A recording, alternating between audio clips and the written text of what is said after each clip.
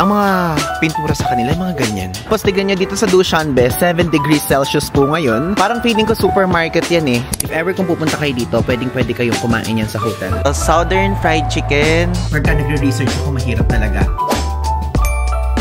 Hello guys! I'm back again with another video. So ngayon po ang ating second full day dito sa Tajikistan. And ngayon, pupunta tayo din sa city center. I mean, hindi din sa pinaka-city center na pinuntahan natin kahapon, pero maglalakad-lakad tayo dito sa mismo mga eskinita or sa streets. And gusto ko kasing puntahan agad yung grocery. Alam niyo yan, mahilig ako mag-grocery. I mean, mag-check ng grocery kung ano yung mga binebenta nila, ganyan. And dito sa mismo hotel natin, may malapit na dalawang supermarket. At nagtanong tayo sa ating receptionist kung ano yung mas maganda doon. So sinabi niya, Paikar. Yaan ang mas okay, yun nga lang, sabi din niya, binigyan niya tayo ng warning na yung mismo mga pagkain doon, yung mismo mga pangalan, Tajik yung mismong sulat. So, hindi natin maintindihan, ganyan. So, at least, makakaikot tayo at papakita ko sa inyo yung mismong paligid ng area na to. Okay, ayan. Ito po yung hotel natin. Diyan lang siya sa Hotel de Lavi. And nung lumabas ako, tinanong ko sa mismong receptionist natin kung safe ba maglakad dito sa road dito.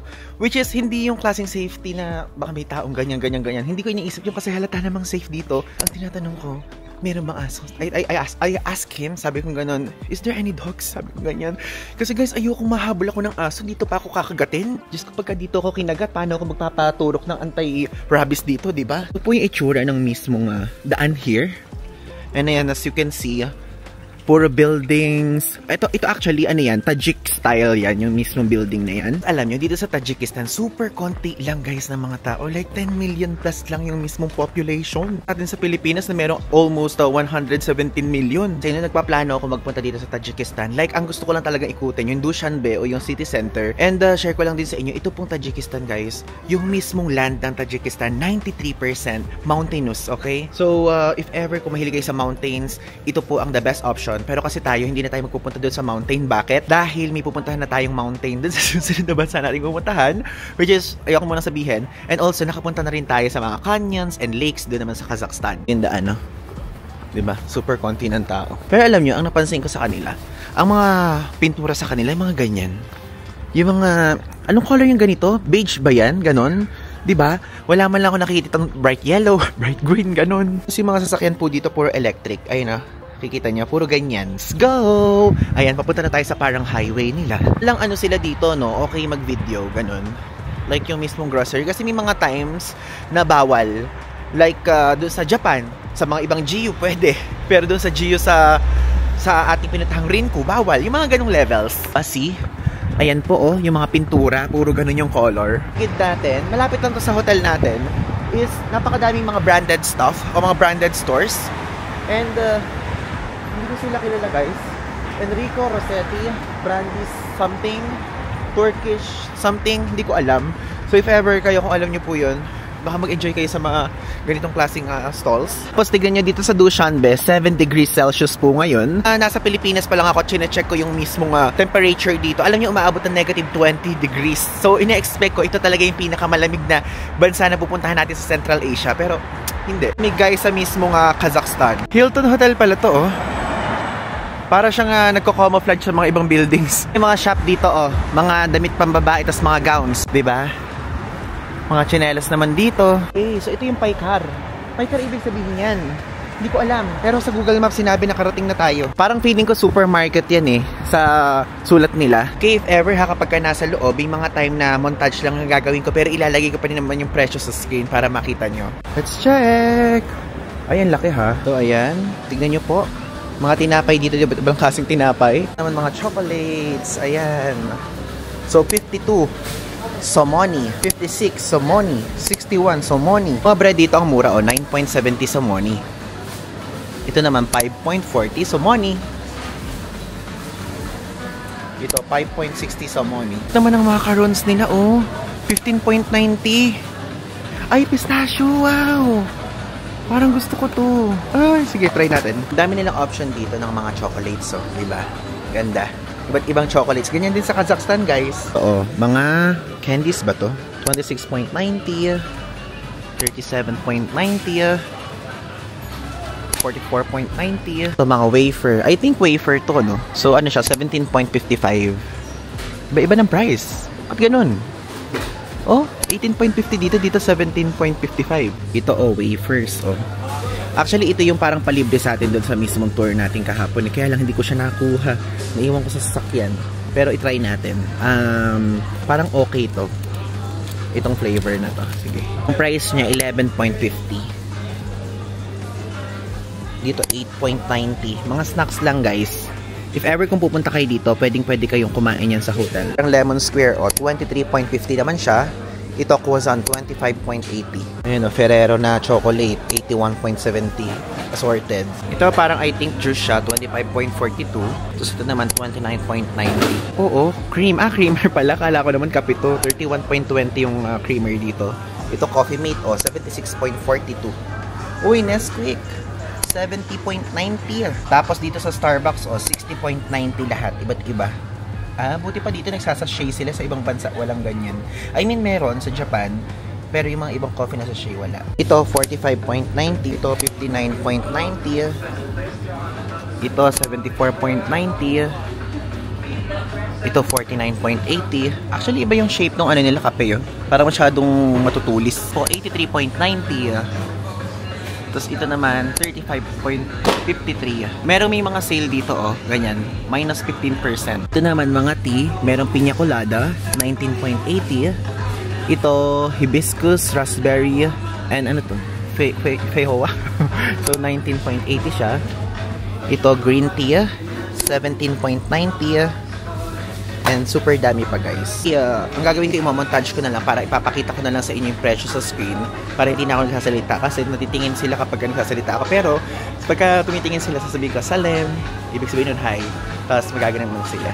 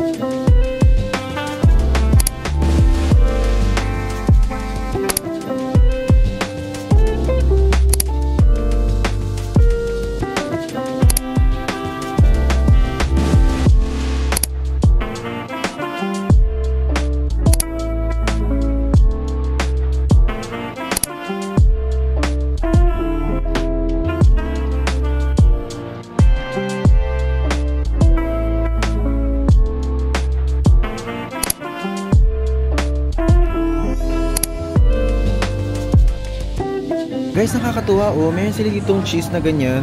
Sana magkaroon din sa atin. Baka mamaya parang cheese whiz lang to, no? Ang galing, may pakanin din sila dito. Like rice, Magkano yun? 21.80 siya. Dito mga frozen food. Ayan, as you can see. Mga gulay-gulay, kaya okay siya. Ay, may french fries. 101.90. Na naman tayo sa mismong pets. Shoutout sa'yo, Miss Angelica, na lagi nagko-comment about sa pets sa mga grocery ko. Grocery vlog. Okay, kailangan nyo ng wipes dito. 7.90 po siya. Tapos pagka may amoy, 10.50. So money.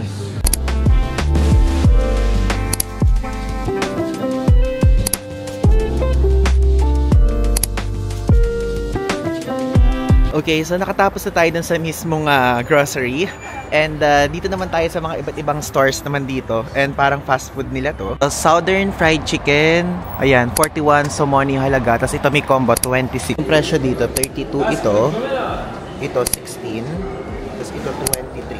Pabalik na tayo sa ating hotel and wag muna kayo aalis dahil i-explain ko dito kung ano yung mga na-observe ko dito sa Tajikistan sa mismong vlog na to. Share ko lang sa inyo. Ito po kasing araw na to kasi super haba talaga ng biyahe natin. So naglaan talaga ako ng isang araw para mag-rest at dito ko naisipang mag-rest sa Tajikistan. And yung susunod kasi natin na country, bukas na po yun. Lilipad na tayo bukas doon. And ako kasi nung nagpaplano ako, itong Tajikistan talagang gusto kong explore lang siya ng one full day. day. Bali, matutulog ako nung unang gabi ng paglapag, 1 full day, tapos kinabukasan is rest, tapos kinabukasan ulit is aalis na. So guys, I'll give you the reasons why. Okay, ngayon, andito na po tayo sa ating hotel at syempre, bibigyan ko na kayo ng mga tips dahil para maging updated na kayo at para malaman nyo na yung galawan natin dito at kung bakit ba maikli lang ang ating inilaan dito sa Dushanbe, ganyan, and mismong Tajikistan in general. So ngayon, gusto ko i-share sa inyo na originally, 4 days po tayo dito at yun naman ang natupad. Yung first day natin, paglipad natin here, tapos yung second day natin, yun yung city tour or yung mismong Dushanbe city exploration. Ngayon, third day natin, talagang inialat ko siya for rest and to explore lang yung mga malalapit na lugar. And yung fourth day, yun yung magpa-fly na tayo papunta naman sa ibang bansa. If ever, kung magpupunta po kayo dito sa Tajikistan, merong mga options naman, okay? Like, for example, kung gusto nyo city center lang, which is yun lang talaga ang gusto ko dito kasi city center lang yung nakikita ko sa mga TikTok, ganyan, at sa mga vlogs na napapanood ko, yun talaga ang gusto ko, yung flagpole, yung statue ni Ismail Somoni, tapos yung mismo mga National Museum, tapos yung mismo Navruz Palace, yan yung mga gusto kong puntahan, which is napuntahan natin lahat. And if ever, kung kayo po mahilig kayo sa mga bundok, ganyan, pwede naman kayo mag-hire ng local guide para puntahan yun. Pero sa atin kasi, i-explore natin yung Central Asia. May mga napuntahan na tayong parang ganun doon sa Kazakhstan, which is yung nagpunta tayong Lake Kholsai, nagpunta tayo ng iba't ibang klaseng lake at canyons. Tapos sa mga susunod na bansa po natin pupuntahan dito sa series na to, ay meron din naman tayong pupuntahan ng mga ganun. Kaya sabi ko, okay, Dushanbe ang aking gustong i-explore. And aside from that, medyo pagka nagre-research ako, mahirap talaga. And if ever guys, kayo kung magre-research kayo, makikita nyo din na mahirap talaga. At nakapagbasa din ako ng ng mga forums, ng mga articles. Kahit yung mga foreigners, medyo nahihirapan din talaga sila sa iisip kung paano yung mga transportation, ganyan. Pero since ako, may experience na ako dito, share ko yun sa inyo. Noong una nga, meron pa akong viewer na si JP. Ayan, ito yung sabi niya sa atin na gusto daw niya i-push pero parang nahihirapan siya, something ganyan. And yun din naman na talaga ang naramdaman ko talaga here. And ngayon, bibigyan ko kayo ng 8 na tips na kumbaga ay yun yung naranasan ko na pwede nyo i-absorb if ever kung nagpaplano kayo magpunta ng Central Asia at pwede kayo dito. Okay? So number 1, Tajikistan is visa-free for Filipinos. Yes, tama po.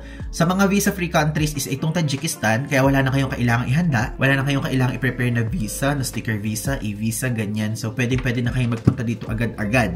Okay? Then next is best time to visit Tajikistan is May to October, which is summer. Okay? Sabi din mismo ni tour guide natin na kung saan dito kapag kunyari cold months ay kukunti yung turista, which is cold months ngayon.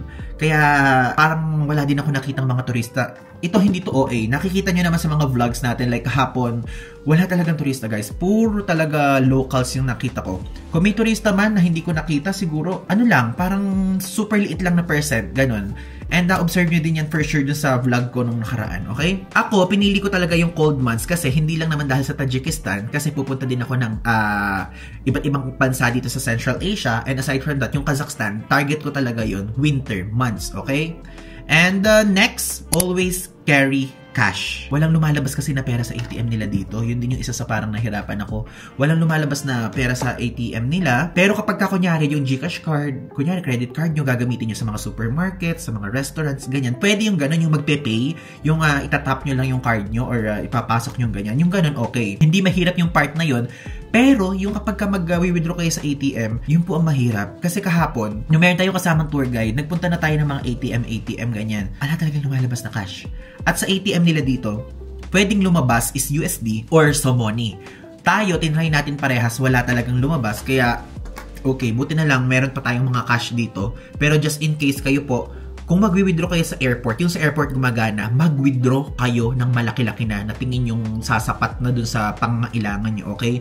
Kasi dito mismo sa city center, ako yung mga nasubukan ko, mahirap po mag-withdraw, okay? Next, learn basic Russian and Tajik.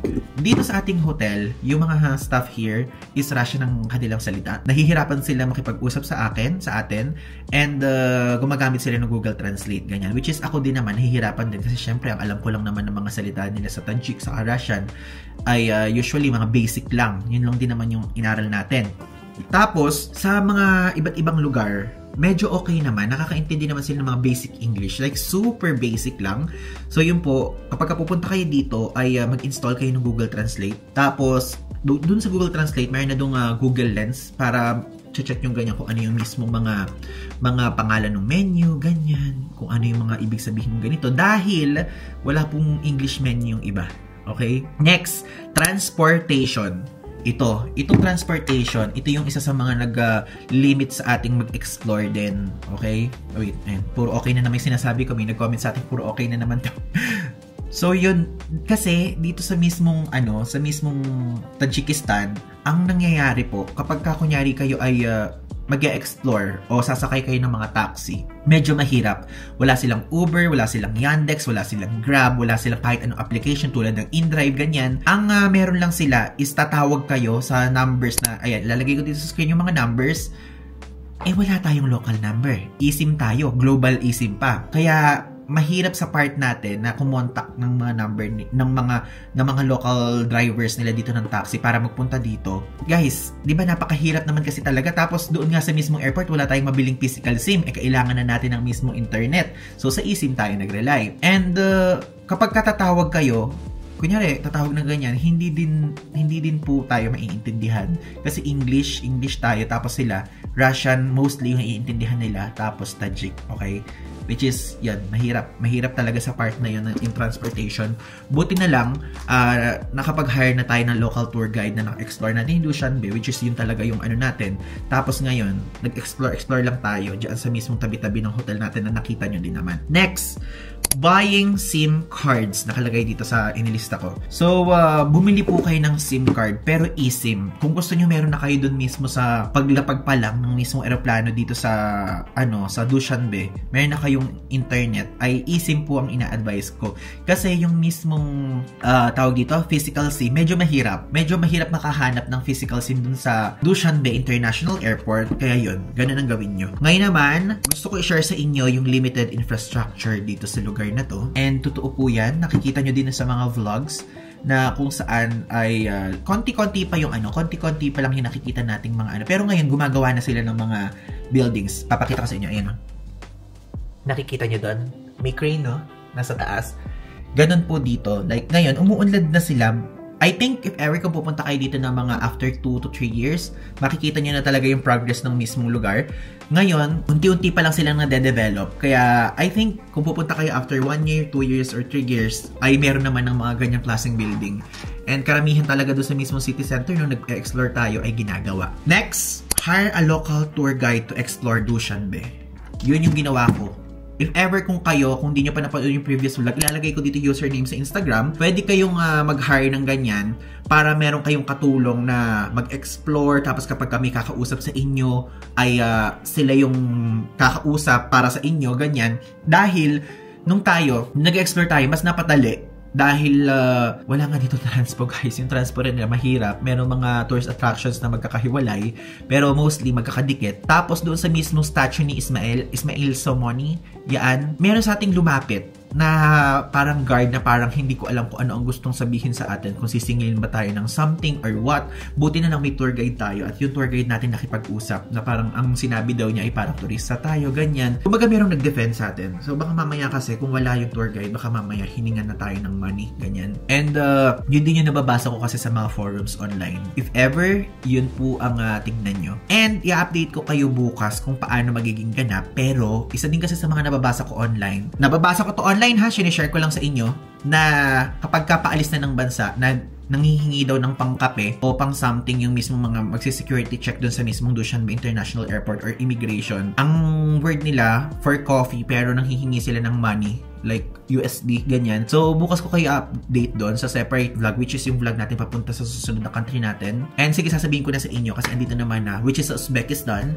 At sana walang mangyari sa atin ganon. Sana talagang tuwid na daan yung madaanan natin, yung tipong walang halong kukuha sa atin ng money. Kasi yun po ang mga naranasan ng ibang foreigners na nakita ko at nabasa ko sa mga forums, lalo na sa TripAdvisor. Makikita nyo dyan yun. Then sa mga ibang blog sites, makikita nyo din. Okay? Doon sa pag-hire ng local tour guide, merong mga options. Yung city center, yun yung pinili ko. Pero kayo, kung gusto nyo mag-explore ng malayo, kung gusto nyo mag-explore sa mga bundok-bundok, pwede po kayong magbayad. Yung mga tour na available, merong Nurek Reservoir, sa Fedara, ganyan. Yung sa Fedara, parang ski resort siya. Tayo, personally, hindi na natin pinili yung sa Fedara para magpunta doon dahil nakapunta na tayo ng Shimbulak.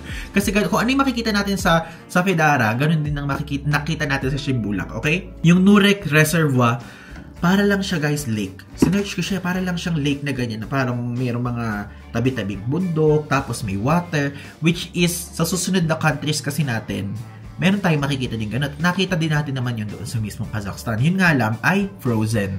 Kaya yun. Yun lang naman ang mga masasabi ko sa inyo so far. And ngayon, gusto ko lang din i-share sa inyo na itong hotel natin, maganda din naman pala yung mismong location niya. Akala ko nung una ay hindi. Doon pala, yung pala ay nakatalikod tayo. Dito sa side na to, andyan yung mismong highway. At kapag dinire-diretso yan, andun na lahat ng mga establishments, ganun. So, maganda talaga siya. And if ever, kung gusto nyo ito i-book, yung link ilalagay ko sa ibaba, okay? And use my code if you want. Tapos, ngayon, magpapaalam na muna ako dahil sa susunod na vlog ko na sa inyo i-explain yung pag-alis natin dito sa Tajikistan at paglipat natin sa Uzbekistan. Okay? Again, Ivan de Guzman, kung may tanong kayo, ilagay nyo lang sa ibaba. Kung meron kayong gustong sabihin, i-PM, i-DM nyo lang sa akin sa Instagram or Facebook page. Again, Ivan de Guzman po. Ngayon, sinabi ko na sa inyo yung mga tips. And sa susunod o sa conclude naman ng ating Central Asia trip, bibigyan ko din naman kayo, okay, ng tips. Kasi medyo, sa mga pupuntahan natin, itong Tajikistan yung medyo mahirap galawan, okay? Yun guys, maraming salamat. Ivan de Guzman po. Yun lang. Thanks!